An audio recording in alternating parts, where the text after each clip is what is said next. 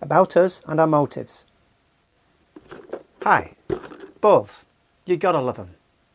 Welcome to Preston Table Tennis's random sample testing of these, the Jeweller Super P40 Plus plastic ball. Now those of you who are subscribers to our YouTube channel, and thank you to those of you who are, and welcome to those of you who aren't, will probably know that at the end of 2012 we compared a plastic prototype ball given to me by William Hensel when the Australian team visited Preston in July 2012 to play Team GB with a normal celluloid one. Well, now we're back. Only it's not the prototype plastic ball that we're reviewing, it's these. The Jeweller Super P40 Plus plastic ball. And we're going to be seeing if this plastic ball can really live up to the ITTF's claims of playing similar or identical to the celluloid ball. Now before we start, let's get some things straight. 1. Preston Table Tennis Association is not sponsored by any table tennis manufacturers. 2. I'm not paid for making these videos, nor is anyone who takes part in them. 3. These balls that you can see here were not given to me by any table tennis manufacturer or supplier. I bought these balls when Bill Thornton brought his stall down to the England vs Australia International held at Eucland's Sir Tom Finney Sports Centre on the 20th of July this year. 4. Preston Table Tennis Association has no hidden agenda. Because of a lack of information about these balls, all we wanted to do was find out for ourselves if these plastic balls played the same or similar to these celluloid balls, and if they differed, how. So we're not evangelists of these plastic balls, but neither are we here to demonise it. 5. Opinions expressed here are exactly that, opinions, and honest ones. Everyone is different and everyone is entitled to an opinion. Just because ours might be different to yours, well, that doesn't make us wrong or you wrong. So, if you're going to comment on these videos, especially here on YouTube, please do so with the respect for the people you're talking about and the people who'll be reading your comments.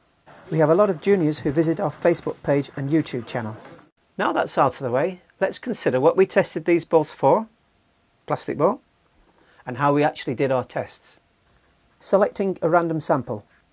All these balls were bought by me from Bill Thornton, and in actual reality there's 9 boxes of the plastic ball and 3 boxes of Jeweller celluloid ball. Ideally I'd have bought 1 box from 4 different sellers, but as so few of these plastic balls have been manufactured at the time of my purchase, even if I'd done that, there's a pretty good chance that these plastic balls would have come from the same manufactured batch. Now ideally I'd have also have bought 24 of these celluloid balls, but unfortunately I can't afford to do that, and if I'd have tested them and these, I'd have been doing this for years, and I've got a life. At least I think I had a life before I started doing these videos. So having bought 9 boxes of these plastic balls, 54 in total, because that's roughly how many I'll need to feed our TT-Matic 500 robot for future equipment test videos, I took 5 unopened boxes down to our table tennis centre, and once there I randomly chose 4 boxes which we then used for all our tests. What we tested for? We tested for the same things the ITTF tests for in Technical Leaflet T3, and then we compared our results with the specifications and requirements listed in T3. In particular, we tested for 1. Quality, packaging and appearance. 2. Seam, surface of the ball and hardness. 3. Luminance and colour. 4.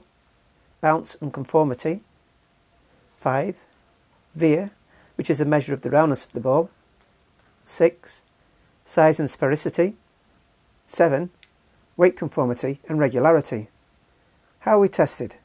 Now I don't have a laboratory to conduct these tests in, nor do I have hundreds of thousands of pounds needed to buy the equipment used in completing the ITTF's tests.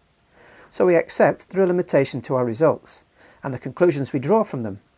But they are consistent for this plastic ball and this celluloid ball. So in comparative terms at least, they're valid. And I'll also explain and demonstrate how we did the testing, so you'll be aware of any possible limitations before we discuss results and share our conclusions. And because table tennis is played by humans and not testing machines in laboratories, or my front room. We've also tested these balls in a variety of playing situations, with players of different styles, ages, experience, ability and equipment, to see if they could notice a difference between this Jeweller Super 40 Plus plastic ball and this, the Jeweller Super 40 celluloid ball. So by the end of our videos and analysis, you should have a good idea of what the physical differences are between Jeweller's plastic and celluloid balls, and whether or not in our tests they pass T3 specifications, and what they like to play with compared to their celluloid cousins. Format of our videos. Now, because of the amount of testing that we've done here at Preston Table Tennis Association and the volume of information collected, and based on feedback and help I've received from Haggersby and Ball, friends from One of a Kind and My Table Tennis forums, I've broken our analysis and results down into smaller bite-sized video chunks. And at the start of those videos, I've included an index which is going to give you information such as what the ITTF tests for, how our tests were done, our results, and our conclusions. This way it's going to save you time because you're going to be able to jump to the bits of the videos that are interesting to you and skip the ones which won't be. And I'll be staggering the release of these videos over the next few days. I'm not going to put them all out at once because there's a lot of information there. So, without further ado, let's get on with the testing. Thanks for watching.